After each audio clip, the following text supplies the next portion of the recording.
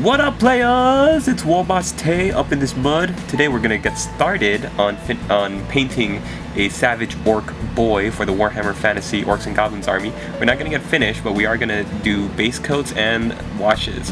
So today we get all of this done, and most of the techniques I share with you can be used on any orc, 40k or fantasy, and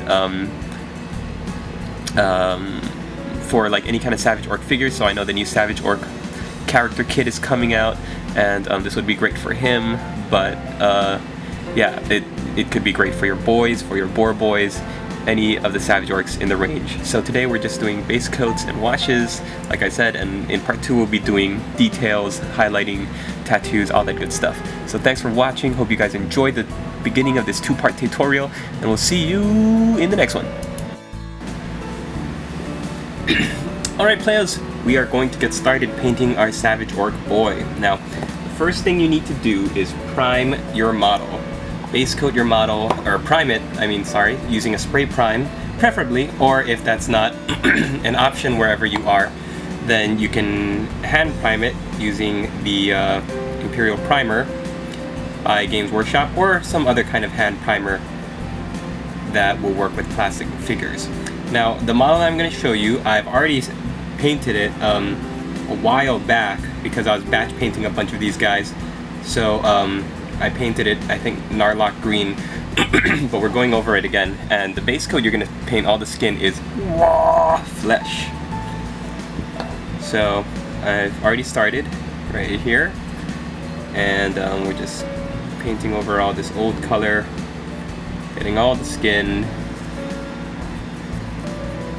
And doing this first because you may notice that the skin of our Savage Orc is the predominant color. With regular Orc boys, some of them have trousers, most of them are wearing clothes, so you only really have to paint their arms and their faces, really. But with these boys, they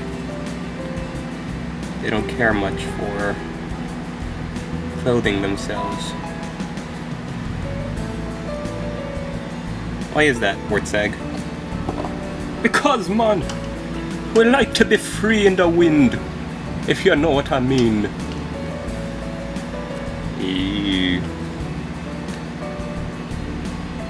Alright, so while that dries, your model may or may not have a top knot, but red seems to be the favorite color of top knots, so Mephiston Red is going to be our color for the top knots.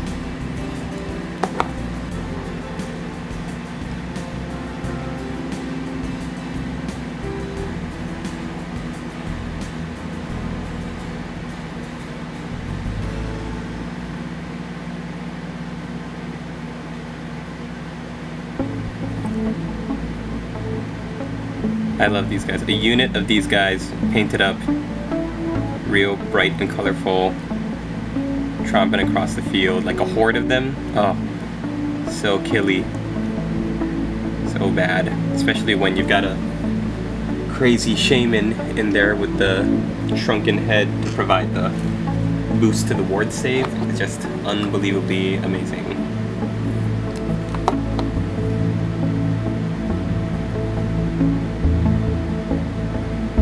After the top knot is painted, we'll give the skin a little bit more time to dry. While it does, we're going to take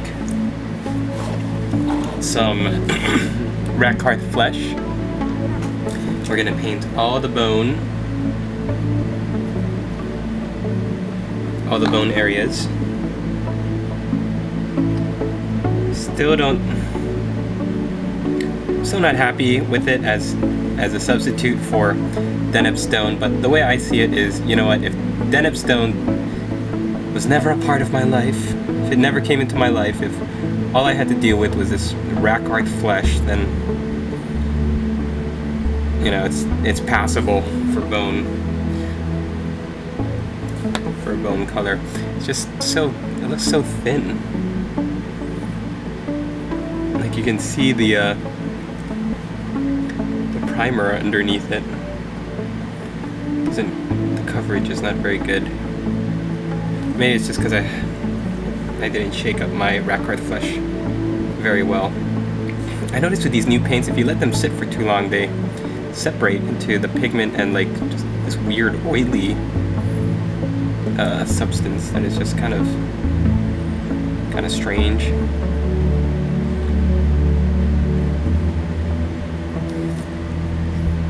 You see a mold line on the sleeve. That's alright. We're gonna keep it going, man. Why did I do this? Oh yeah. Okay, so maybe I'll wait to paint the tongue inside. Bones, bones, bones. These savage orcs are full of bones, and you're gonna go crazy if you try on the base coat stage to avoid certain areas while painting certain areas. So just paint the whole thing. Paint all the bones together. We're also gonna paint the pelt. I like to think of it as like a leopard pelt, because leopards are sexy. What? And they're fun to paint. So we are going to paint our Rakarth Flesh onto the pelt he's wearing at the bottom here.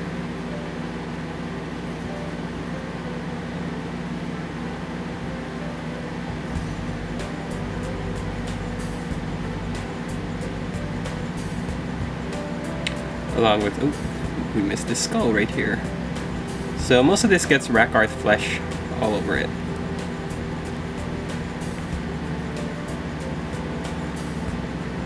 And like I said, don't worry about not painting the straps that are tying it together.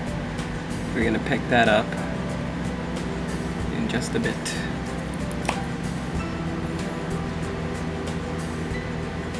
Your model should also have, like, you gotta look everywhere because sometimes you will miss a area of bone.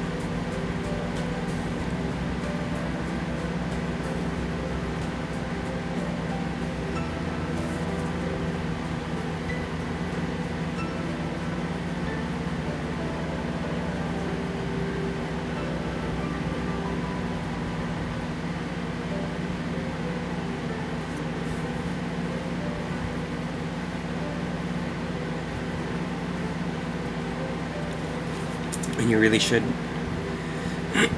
be paying as much attention as you can. So I think I attached this giant iron gob to him just to show that you can, and that they're all tusks of bigger creatures. So we're just gonna paint it. We're gonna use it.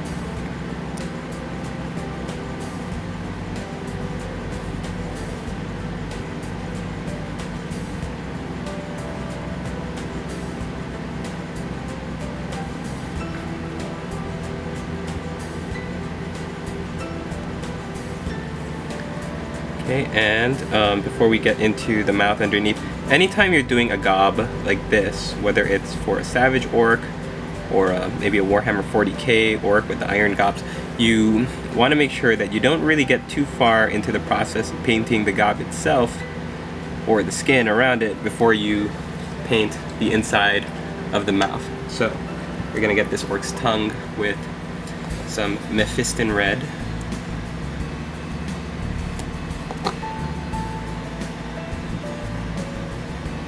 That way, you work from the inside out. When you work from the inside out, you are able to cover any mistakes that you make. See, for example, I probably should have not painted the gob yet because I got some on his teeth. So always start from the inside and work your way out. Now we can paint the orc's teeth. His real teeth that are inside his mouth.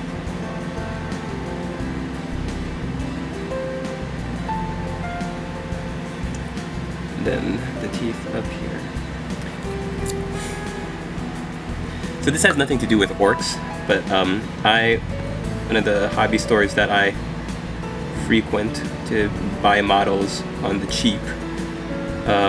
Not really on the cheap, but sometimes they have like people who sell their models back, or I don't know what I would call it, but it's called jellies in Honolulu, and sometimes they have some really nice old stuff. Like they have boxes of old Beastman Pestigores and some really old Dark Eldar and models like that. And one of the things is that it's really a bookstore that just so happens to have all this other stuff, like Warhammer stuff. So they have a pretty big, and you can they buy used books. So what I'm trying to get at is that old gamers will make a couple bucks extra just by picking up or selling their old Warhammer books, Black Library fiction books, for money. And that's how I read Brotherhood of the Snake, 40K novel about the Brotherhood of the Snake, those Marines, I forget what they're called. But that was a good one. It's where I actually picked up my first Night Lords novel a couple years back. Anyways, the book that I'm reading now is all about this Chaos Marauder who is ambushed, and basically he's fighting against the other tribes, and all this bad stuff happens, and then now he has to make his way into the wastes, the Chaos Waste of the North, and try to get revenge. But in the whole beginning, the first couple of chapters is all about life as a marauder, and you know, how they live in terror of in fear of the dark gods in the north, but how they have, like, they eke out a life up there. And it's just really interesting reading about them, like the Norse barbarians, where they're not all just like in line to get into their dragon ships to come and raid the Empire. And there's one part of a chapter that's told from the point of view of his wife, and it's really interesting, the fluff in the background for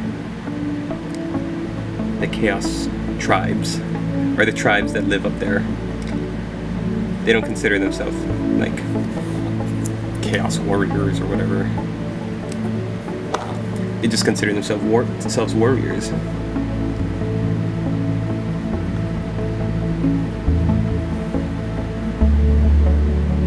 But that has nothing to do with orcs, now does it?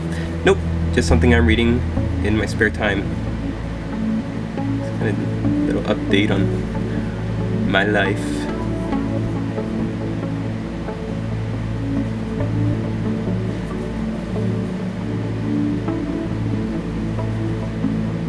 Oh, I just picked up the new White Dwarf. There's all the new flyer kits inside. Space Marines and the Orc Burnabama Blitzer, whatever, Daka plane. I like reading about, you know, all the speculation on, oh, these things are going to change the whole face of the game and everything's going to be different. And I'm like, what? Nah. It'll be fine. Alright.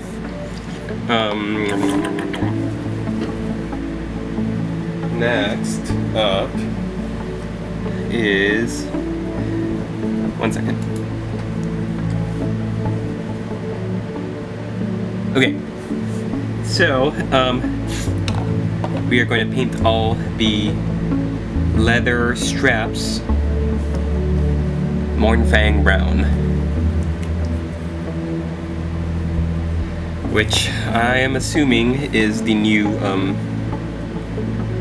Calvin Brown. Yeah.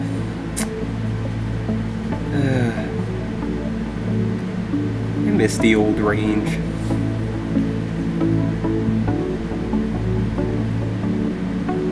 Sometimes. It's probably just like sentimentality. Like, sometimes I miss the way the old foundation paints would just really get thick and gloopy, and you need to thin them down or else they would just obscure all the detail.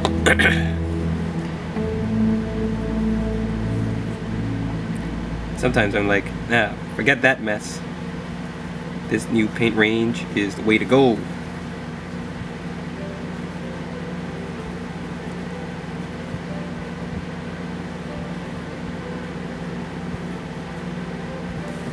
Plus, if you're just getting into the hobby, you have no idea what I'm talking about.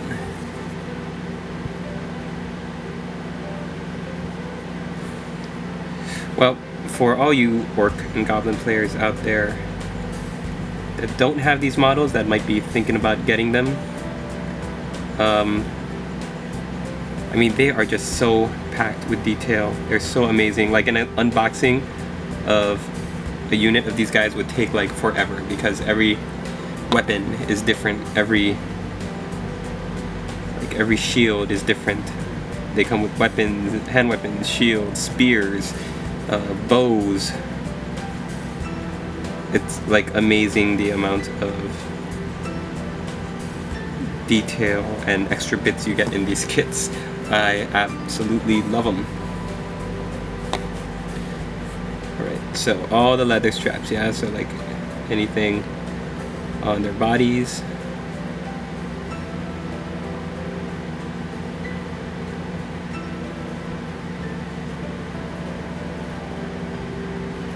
And don't worry if you're not exactly 100%.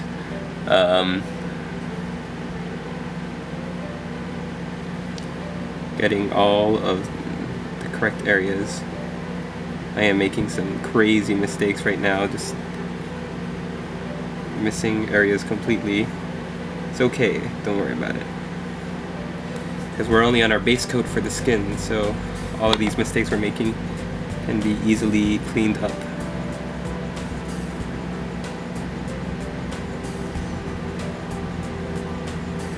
Now is also the time you're going to go in and get all these straps around the bones.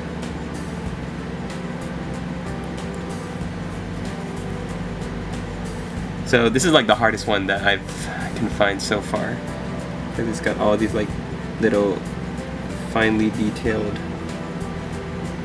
straps holding these bones together.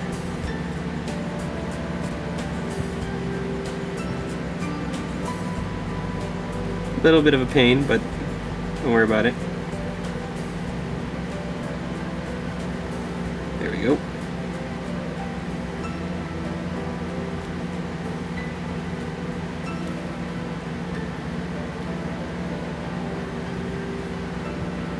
There we go. And straps holding the skin to his waist. This guy loves bones. He's got fangs in his waist. He's got a bone hanging off his back. It's crazy.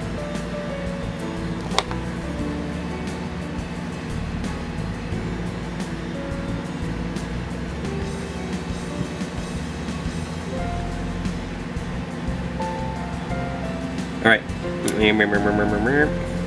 Straps up here in the top knot. Your model, because there's so much diversity, your model could look completely different than mine. That's totally cool. I'm just saying, use the same techniques for whatever model you have.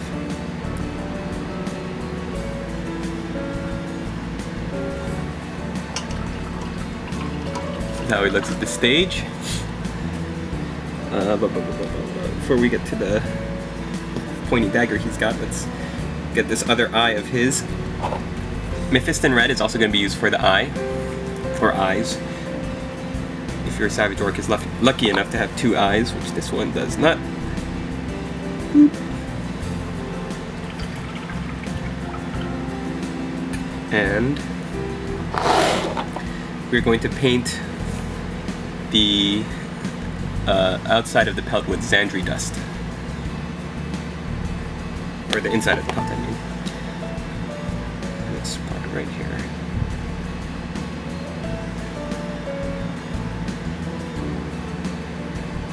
This is a base paint, which means it should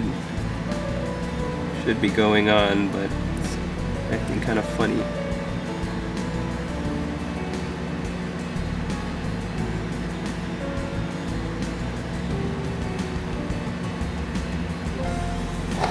It's because I gotta shake it.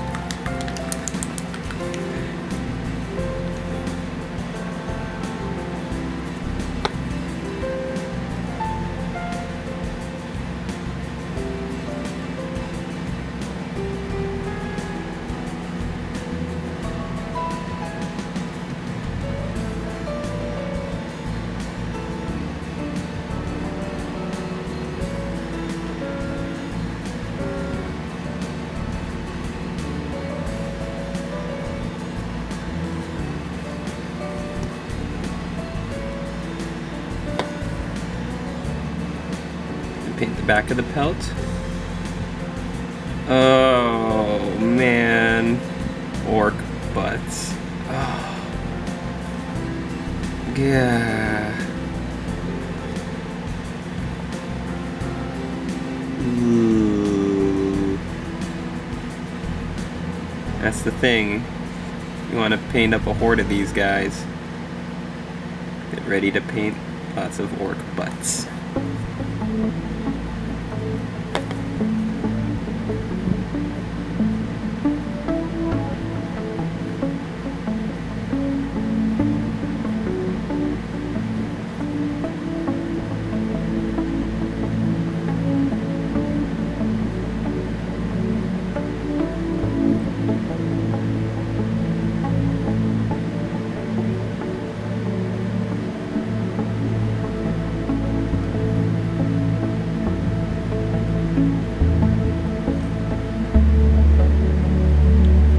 Don't be looking at me boom boom clout, man.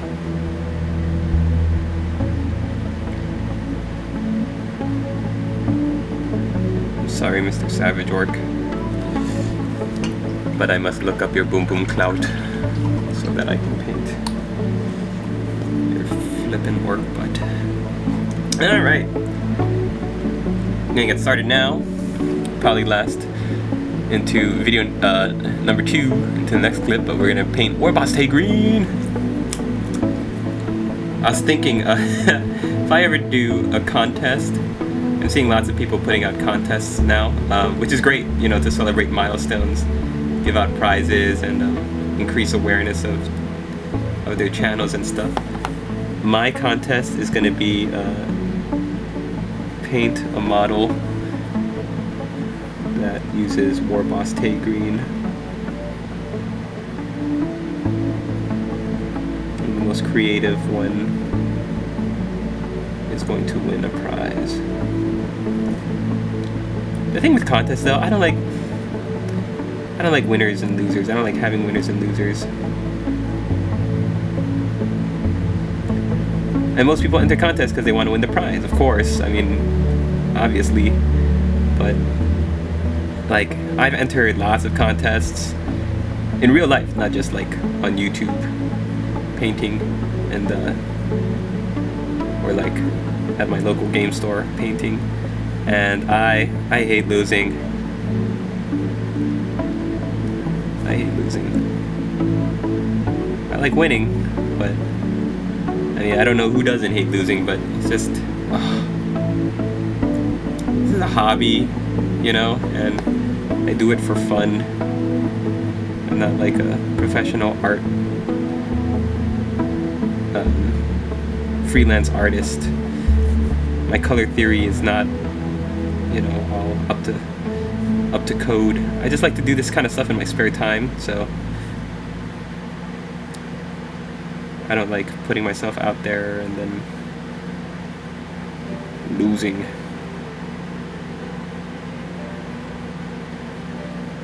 So basically, I just don't like to compete. I just like to paint my stuff and say, this is what I can do. I'm always trying to improve, but like, you won't. That's why I just don't think I'm ever gonna enter,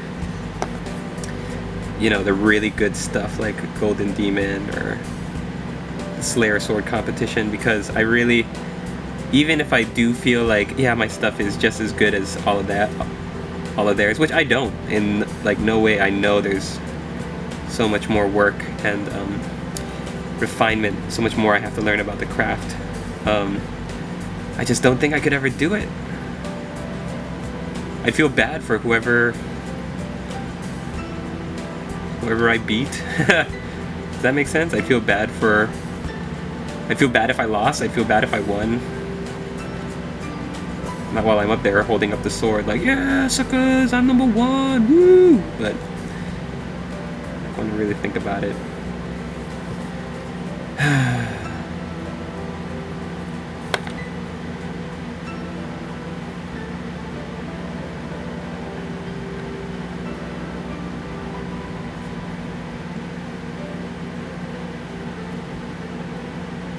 Orc butts.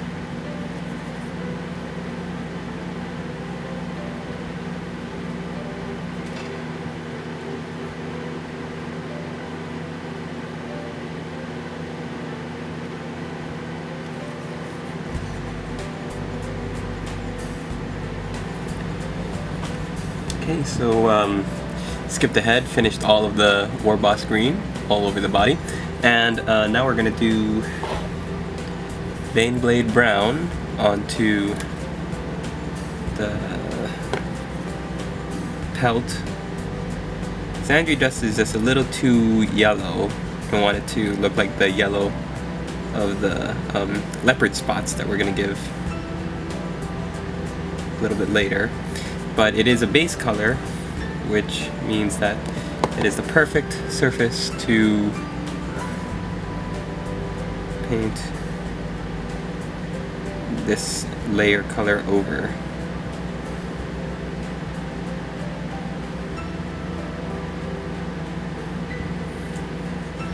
Okay, there's that.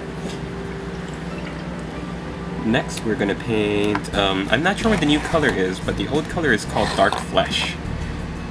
And that is going to be going onto the handle of any weapons that you might have. You'll notice that it's red. It's like a reddish brown, not as brown as the Mournfang Brown though, and not as red as Mephiston Red. So it's got this nice little reddish brown quality that separates it from those other two colors really nicely.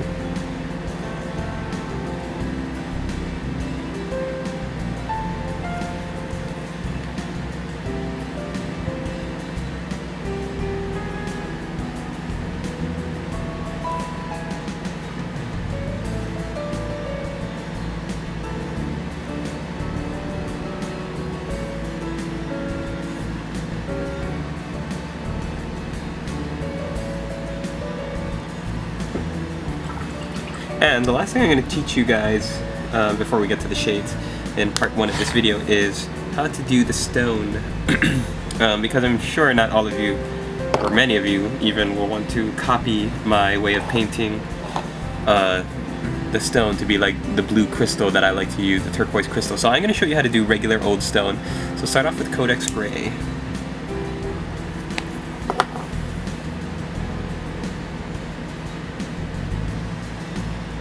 Plus, even I don't know how to do my blue crystal anymore now that they've gotten rid of Hawk Turquoise. I've tried all these new techniques in different colors, but it's so sad. It's like I can't achieve the same crystal blue that I was able to get with my earlier color scheme with the new colors. It's very disheartening.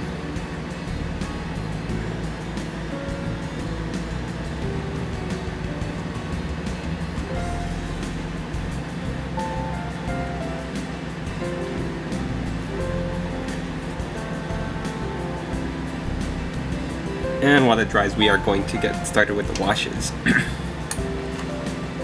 So for the skin, let's start with the skin, give that Baneblade Brown a little bit more time to dry. We are going to use, of course, a nice rich green.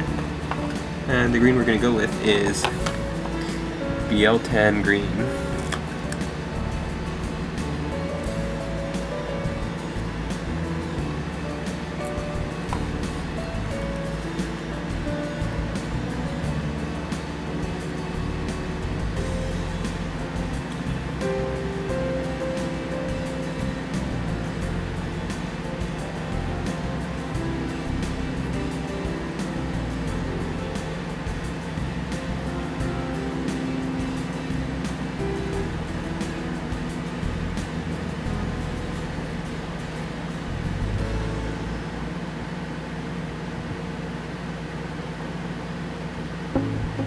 I hope one day they re-release or release new sculpts of the goblins, the common goblins. The ones right now are just kind of eh. They make great bits for conversion though, like my guardsman.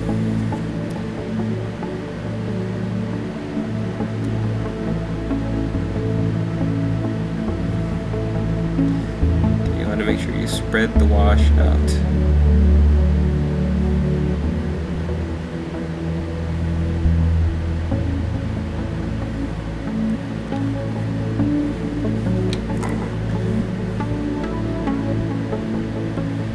Focus please, Igor. Sorry, master.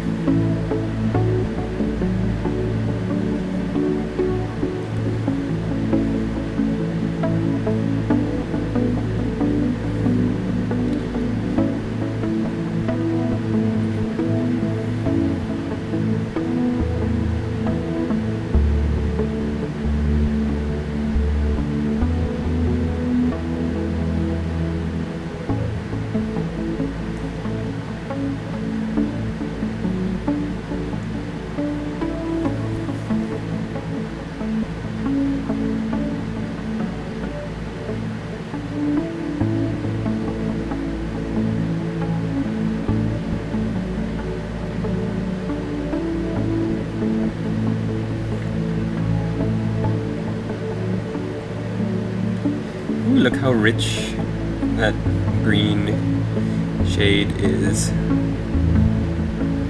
This really deepens the colors nicely. Very good. Okay, now we are going to... Oh, I just realized we didn't paint the straps on the gob. So we're gonna have to do that first. That is gonna be Mournfang Brown.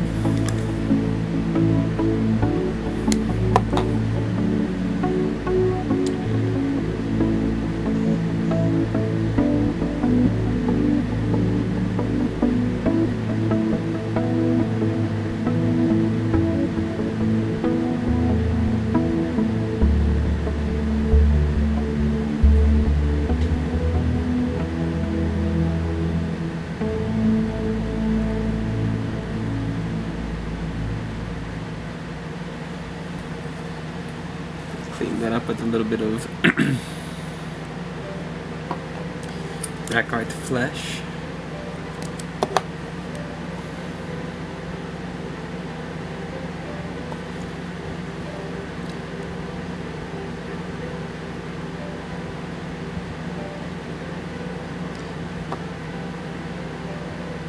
Okay, and next we're going to paint. We might as well do the hair, the top knot. Carrouberg Crimson, as with all red.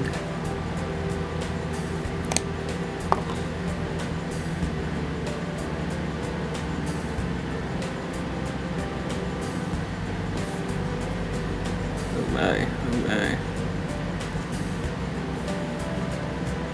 Oh my.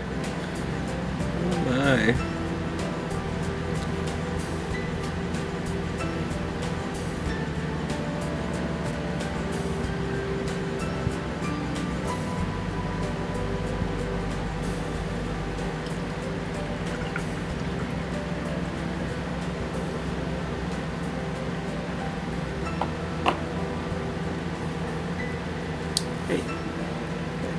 Should be good. So now we're going to take Agrax Earthshade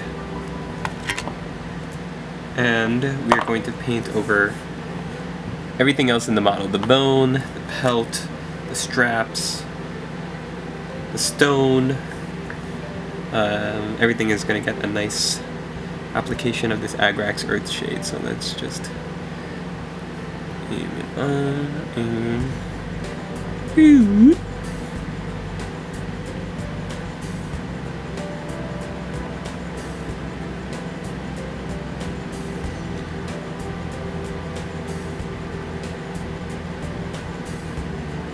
gotta be careful with using too much of this at one time. because it can spread out and then leave nasty stains if it dries in the wrong place. As with all shades and washes, just want to be careful not to use too much.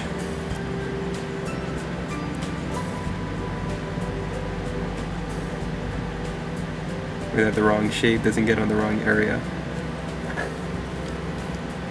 Otherwise you might have green in your bones and browns on your skin. It'll be a big mess. Oops, sorry about that, players. Tape ran out. So I just finished, and here is what the model looks like. You got the brown mostly everywhere, red only in the top knot, and green on the skin. So Agrax Earthshade and everything but the skin and the top knot. And yeah, there we are for now. We're gonna take a break here, and when we come back in part 2, we're gonna go and do the highlighting, tattoos, all that other good stuff. So thanks for watching, players, and we'll see you in the next one. Waaagh!